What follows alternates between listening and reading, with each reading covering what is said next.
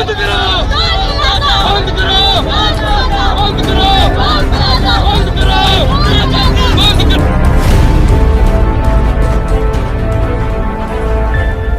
अब इसमें बड़े होता बड़े काम देते हैं अस रोड बना के इधर ये काम करें। नहीं ठीक है, कोई एमएल नहीं, कोई पता था नहीं लेंदा इधर, कोई पता नहीं है।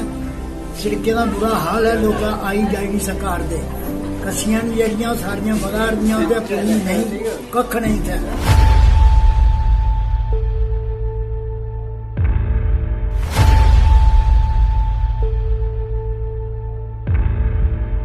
दोस्तों, अगर मैं आपसे कहूं कि आपको कभी बिना गलती की सजा मिली है या फिर किसी और की गलती की सजा आपको मिली है, तो मेरे ख्याल से कई लोगों का जवाब हाँ में होगा, क्योंकि लगभग सभी के साथ कभी ना कभी ऐसा तो हुआ ही होता है।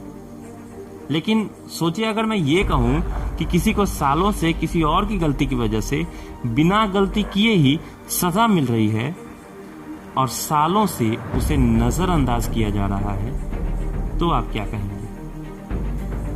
नमस्कार, जय हिंद, स्वागत है आपका द इंडियन इन्फॉर्मर में और आपके साथ मैं हूं अभिषेक। दोस्तों, आज हम जम्मू के बारे में बात करेंगे। जी हाँ, कश्मीर के बारे में नहीं, जम्मू के बारे में बात करेंगे। असल में क्या है ना कि रोज रोज टीवी पे देखकर सुनकर न जाने क्यों ये हमारा माइंडसेट बन गया है कि अगर कोई जम्मू कश्मीर के किसी भी रीजन की बात करता है तो हमें लगता है कि वो कश्मीर की ही बात कर रहा है। अगर वो जम्मू की भी बात करे तो हमें लगता है कि वो कश्मीर की ही बात कर रहा है। और इसमें गलती हमारी भी नहीं है।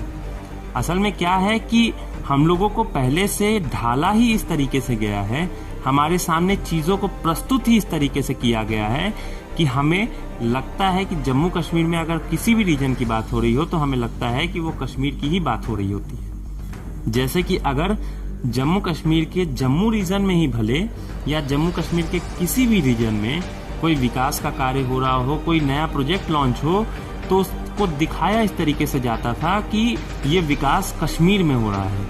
तो इस कारण से ये माइंडसेट ऐसा बैठ गया लोगों के मन में कि अगर कोई जम्मू कश्मीर के किसी भी रीजन की बात करे तो उसे वो कश्मीर ही लगता है।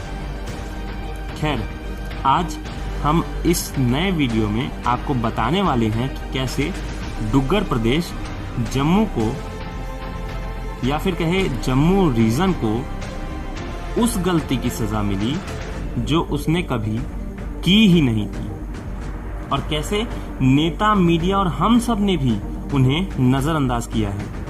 उनकी परेशानियों को हमने समझने की कभी कोशिश ही नहीं की है। और अगर किसी को ये लग रहा हो, अगर कोई ये सोच रहा हो कि मैं जम्मू से हूँ, तो मैं पहले ही बता दूं कि मैं जम्मू से नहीं हूँ, मैं किसी और स्टेट से हूँ, किसी और राज्य से बिलोंग करता हूँ। दोस्तों, जब तक स्थानीय पार्टियों की सरकार जम्मू कश्मीर में रही तब तक तो जम्मू को नजरअंदाज किया ही गया था। इसलिए उन्होंने भारतीय जनता पार्टी के विधायकों को चुना था इस भरोसे पर कि ये कम से कम इन पर ध्यान देंगे, मगर उन्होंने भी इनकी भावनाओं के साथ खिलवाड़ किया। हाँ, ये भले कह सकते हैं कि बाकी पार्टियों के मुकाबले उन्होंने अच्छा काम किया, अच्छा विकास में काम किया। चनैनी नैशरी टनल जो है वो एक तरीके का प्रखर उदाहरण है, ये कह सकते हैं। मगर जो जरूरत थी वैसा डेवलपमेंट, वैसा विकास और वैसी मांगे अभी तक पूरी नहीं हुई है। सबसे पहले हम 4G को लेकर आते हैं। जम्मू कश्मीर में 5 अगस्त 2019 को इंटरनेट सेवा को बंद किया गया था। करीब 7 महीने बाद 2G सेवा को बहाल किया गया था। वहां पर ब्रॉडबैंड और फाइबर पर 4G की अनुमति है और अभी उधमपुर और कश्मीर के गांदरबल में 4G ट्रायल बेसिस पर बहाल की गई है। अब सवाल यहाँ ये है कि कोरोना काल में जहां डिजिटल या ऑनलाइन माध्यम को पढ़ाई का सर्वश्रेष्ठ माध्यम के तौर पे इस्तेमाल किया जा रहा है, तो 2G के स्पीड में जम्मू के बच्चे पढ़ाई कैसे करेंगे? और कई जगह तो ऑनलाइन एग्जाम की भी बात कही जा रही है, तो 2G में वो कितना संभव है आप जानते ही हैं। जम्मू में जम्मू यूनिवर्सिटी और क्लस्टर यूनिवर्सिटीज जैसी बड़ी यूनिवर्सिटीज मौजूद हैं। इतना ही नहीं, जम्मू के कई बच्चे बाहरी राज्यों में कॉलेज और यूनिवर्सिटीज में पढ़ाई करते हैं, जहां पर इस वक्त ऑनलाइन क्लासेस ली जा रही हैं। उनके लिए क्या ये एक बड़ी दिक्कत नहीं है? 4G को बंद करने के लिए सरकार ने ये दलील दी है कि सुरक्षा कारणों से वहां पर 4G को बंद किया गया है। यानी कि ये तो वही बात हुई कि सड़क पर अगर दुर्घटनाएं हो रही हैं तो हम सड़क पर चलना ही बंद कर देते हैं। मेरा सवाल ये है कि क्या इन बच्चों का भविष्य खतरे में नहीं है? अगर आतंक फैलना है तो क्या वो ब्रॉडबैंड और फाइबर केबल पे जो 4G चल रहा है उसके द्वारा नहीं फैलाया जा सकता है? और अगर ये मान भी ले कि सरकार की दलील सही है, तो जम्मू में ना तो कहीं आतंक या टेररिज्म है और ना ही वहां पर कोई टेररिज्म को सपोर्ट करता है। तो ये दलील तो यहीं पर गलत हो जाती है। और अगर आपको मेरी बात पर भरोसा नहीं है तो आप गूगल पर जाकर सर्च कर सकते हैं कि क्या जम्मू में पत्थरबाजी जैसी घटनाएं हुई हैं। आपको जवाब खुद ब खुद मिल जाएगा। यानी कश्मीर में हो रही चीजों की सजा जम्मू के लोगों को क्यों मिल रही है, इस बात का जवाब किसी के पास नहीं है। 4G के नाम पर जम्मू वालों की भावनाओं के साथ कई बार खिलवाड़ किया गया। एक बार तो ये फेक न्यूज फैली कि कुछ ही दिनों में जम्मू में 4G बहाल कर दी जाएगी। 4G बहाल हो इससे पहले ही एक बीजेपी की नेता इस चीज का क्रेडिट लेने भी आ गई। लेकिन कुछ ही दिनों में बहाल होने वाले 4G के कुछ दिन से कुछ हफ्ते और महीने हो गए, मगर अब तक 4G बहाल नहीं हुआ, एक उधमपुर को छोड़कर। हाँ, एक बार एक मीडिया चैनल के सूत्रों ने यह बताया था कि नए उपराज्यपाल मनोज सिन्हा जी ने शपथ लेने के बाद जम्मू कश्मीर में 4G को बहाल कर दिया है। मगर बाद में पता चला कि ये भी मुंगेरी लाल के हसीन सपने दिखाने जैसा ही था, क्योंकि हकीकत ये भी नहीं थी। हाँ, मगर ये हकीकत जरूर है कि जम्मू के लोग पैसे तो 4G के भर रहे हैं, मगर वो 2G इस्तेमाल करने के लिए मजबूर हैं। हालांकि जम्मू कश्मीर के पूर्व उपराज्यपाल GC मुर्मू जी ने सरकार से 4G को बहाल करने की मांग की थी। बार बार स्टूडेंट्स द्वारा को उठाए जाने के बावजूद, यूथ के द्वारा उठाए जाने, सिविल सोसाइटी द्वारा मांग करने के बावजूद भी इसको जम्मू कश्मीर में रिस्टोर नहीं किया जा रहा है, जिसकी वजह से बहुत ज्यादा दिक्कतें यहाँ नौजवानों को आ रही हैं, विद्यार्थियों को आ रही हैं, ट्रेडर्स को आ रही हैं, प्रोफेशनल्स को आ रही हैं, सिविल सोसाइटी को आ रही हैं। और खास तौर पर जो सेल्फ एम्प्लॉयड यूथ था, जो डिपेंडेंट था इसके ऊपर, वो अपने रोजगार से भी वंचित हो चुका है। इसको लेकर कई बार सोशल मीडिया पर जम्मू के लोगों के द्वारा रिस्टोर 4G इन जम्मू, जम्मू डिमांड्स 4G, जम्मू मांगे 4G जैसे ट्रेंड्स चलाकर सरकार को जगाने की और अपनी परेशानी बताने की कोशिश की गई। सरकार का ध्यान अपनी तरफ आकर्षित करने की कोशिश की गई। हजारों लोगों ने इसको ट्वीट किया, ये टॉप ट्रेंडिंग में भी रहा। कई लोगों ने वीडियोस, फोटोज, मीम्स भी पोस्ट किए ताकि सरकार समझे इसको, मगर सरकार ने फिर से किया तो नजरअंदाज। मीडिया में भी इस मुद्दे को उठाने की मांग की गई, मगर हमारी इंडियन मीडिया इतनी महान है कि मांग जम्मू वालों ने की, आवाज़ जम्मू के लोगों ने उठाई और वो रिपोर्टिंग करने के लिए कश्मीर चले गए और वहाँ जाकर दिखाया कि यहाँ तो ऐसी कोई दिक्कत है ही नहीं जैसा कि दिखाया जा रहा है। मतलब ये तो वही बात हुई कि आपने पानी ख़त्म होने पर टैंकर मंगवाया, टैंकर वाला उसे लेकर आपके पड़ोसी के घर में पहुँच गया और वहाँ जाकर कहता है इनकी तो टंकी फुल है। मतलब कश्मीर में नेटवर्क ठीक है, इस आधार पर यह समझा दिया जाना कि जम्मू में भी नेटवर्क ठीक ही होगा। ये एक तरीके से कहे तो जम्मू के लोगों के घाव पर नमक छिड़कने जैसा था। जम्मू और कश्मीर में सैकड़ों किलोमीटर का फासला है। एक मीडिया चैनल इससे भी 2 कदम आगे बढ़ गया और उसने जम्मू के एक जिले को कश्मीर का बता दिया था। हाँ, बाद में जम्मू के लोगों द्वारा भारी विरोध के बाद उसे कुछ घंटे के बाद सही कर दिया गया था। और अभी बात यहाँ पर ख़त्म नहीं होती, ये चीज़ यहीं पर समाप्त नहीं होती। जब जम्मू के लोगों ने 4G के लिए ट्रेंड चलाया था और कहा था कि 5 अगस्त को जहां सभी लोग राम मंदिर के भूमि पूजन की खुशियां और 370 के हटने के 1 साल पूरे होने पर जश्न मनाएंगे, तो वहीं हम लोग राम मंदिर के भूमि पूजन की खुशियां 370 के हटने के 1 साल पूरे होने का जश्न के साथ साथ 4G की बरखी भी मनाएंगे। तो कुछ लोगों ने इन्हें एंटी नेशनल, अलगाववादी और आतंकवादी होने का भी सर्टिफिकेट थमाने में देर नहीं की। अब इन्हें हम क्या ही कहेंगे, इन्हें क्या ही कहा जाए। कुछ लोग तो ये भी ज्ञान दे गए कि जम्मू में हालात एबनॉर्मल है।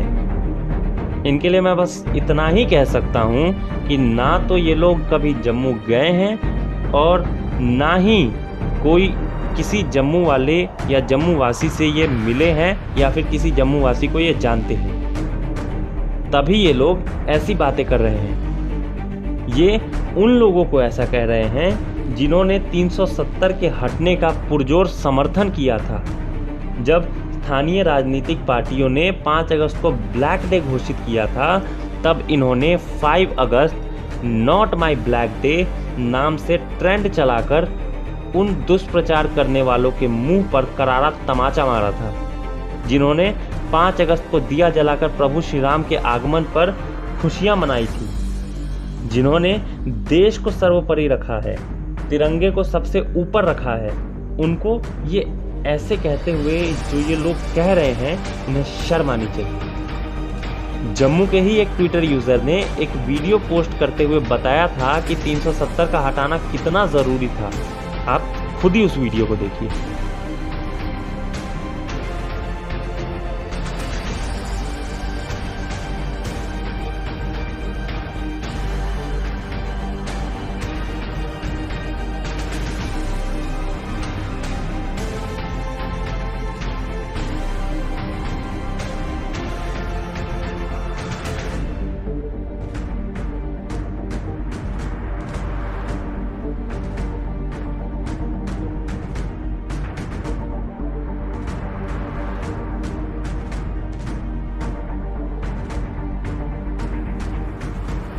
ये वो लोग हैं जिन्होंने पुलवामा हमले के बाद तिरंगे को हाथ में लेकर पाकिस्तान मुर्दाबाद के नारे लगाते हुए हमारे वीर जवानों की शहादत पर श्रद्धांजलि दी थी और सरकार से बदले की मांग की थी।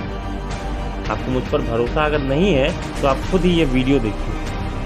Of more such attacks.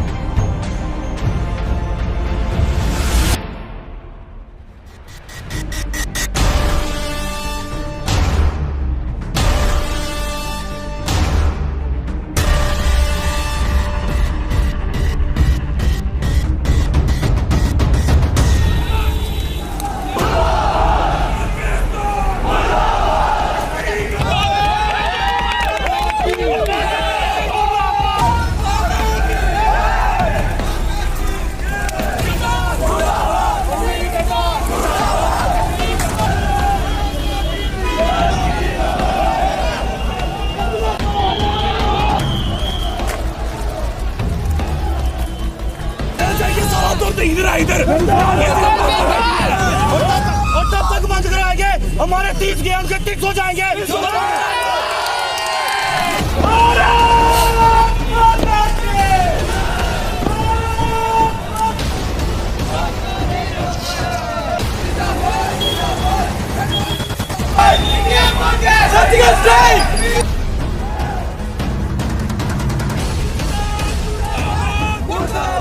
हमारे भारत की एकता, अखंडता और भाईचारे की बात है। स्टालिन भाई जो है वहाँ शहीद हुए हैं।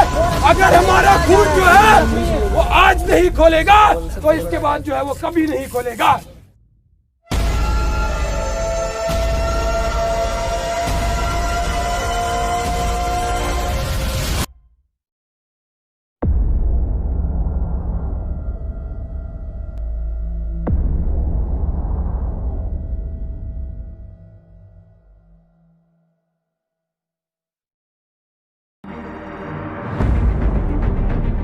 परेशानियां सिर्फ 4G या नज़रअंदाज होने की नहीं है, बाकी परेशानियां भी हैं। बाकी राज्यों में जैसे टूटे फूटे सड़कों की दिक्कतें हैं, जम्मू में भी वैसी दिक्कतें हैं। उसके साथ ही एक दिक्कत है जिसका नाम है टोल प्लाज़ा।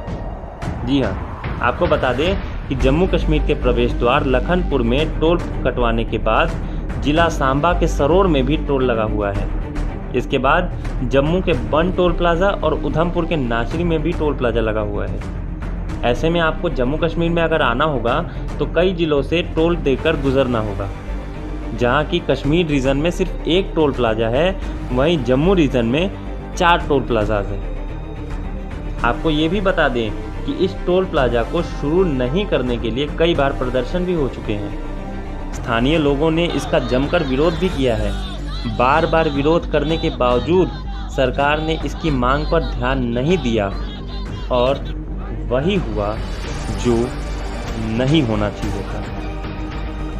5 अगस्त को लखनपुर टोल प्लाज़ा, जो सबसे नया टोल प्लाज़ा था जिसका लोगों ने विरोध किया था मगर सरकार ने सुना नहीं, इस पर लोगों का गुस्सा उतर गया और उसे लोगों ने वेंडलाइज कर दिया। हम पहले ही ये स्पष्ट कर दें कि हम किसी भी तरीके की हिंसा का समर्थन नहीं करते हैं। यहाँ पर जो लोगों ने किया वो सरासर गलत था। लोगों ने गलत किया, ऐसा उन्हें नहीं करना चाहिए था। मगर आप सोचिए कि क्या सिर्फ लोग ही गलत हैं? हाँ, लोग गलत हैं, लेकिन क्या सिर्फ लोग ही गलत हैं? यहाँ पर क्या इसमें सरकार की कोई गलती नहीं थी? लोग गलत थे ये मैं मानता हूँ। क्या सरकार सही थी कि विरोध करने के बावजूद जबरन टोल प्लाज़ा को इनके ऊपर थोपा गया? आप ही बताइएगा, सही थी सरकार या गलत? जम्मू के लोगों की एक मांग ये भी है कि उनके जो ऐतिहासिक धरोहर है उसकी भी मरम्मत की जाए। लोगों ने इसके लिए भी सरकार का ध्यान आकर्षित करने की कोशिश की, मगर अब तक यह भी नज़रअंदाजी है। इतिहास स्वरूप का जो दर्शन है इंसान को गौरवान्वित करता है। इन ऐतिहासिक धरोहरों को सहेज कर रखना हमारी और हमारे देश की जिम्मेदारी है, क्योंकि ये धरोहर बहुत कुछ कहते हैं, हमें बहुत कुछ बताते हैं। लेकिन इसको लेकर अगर बार बार लोगों की मांग करने के बावजूद सरकार इस पर ध्यान ना दे तो क्या ये गैर जिम्मेदाराना रवैया नहीं है? संविधान का अनुच्छेद 49 कोई भी जगह, वस्तु, स्मारक जो कि ऐतिहासिक रुचि या ऐतिहासिक महत्व में स्थान रखते हैं उसकी सुरक्षा पर ध्यान देता है। मुबारक मंडी और बसोली किला जैसे ऐतिहासिक धरोहरों की मरम्मत की मांग लोग कर रहे हैं, क्योंकि ये उनकी संस्कृति को दर्शाता है। किसी और वीडियो में मुबारक मंडी के इतिहास के बारे में हम विस्तार से बात करेंगे। अभी आप ये जानिए कि जम्मू का मुबारक मंडी महल इस प्रांत के इतिहास का एक महत्वपूर्ण हिस्सा है, या फिर कहे एक तरीके से सबसे महत्वपूर्ण हिस्सा है। इसी जगह से डोगरा राजाओं ने 200 साल तक अपने विराट राज्य पर शासन किया था। ये जम्मू के लोगों की मांग है कि मुबारक मंडी की मरम्मत की जाए और बसोली फोर्ट उसकी भी मरम्मत की जाए। आज के वीडियो में इतना ही। अंत में एक वीडियो के साथ आपको छोड़े जाते हैं जिसमें आप देखिए कि जम्मू के खूबसूरत जगहों के लिए कितने खूबसूरत जगह जम्मू में है। आप देखिए ज़रूर। धन्यवाद। जय हिंद।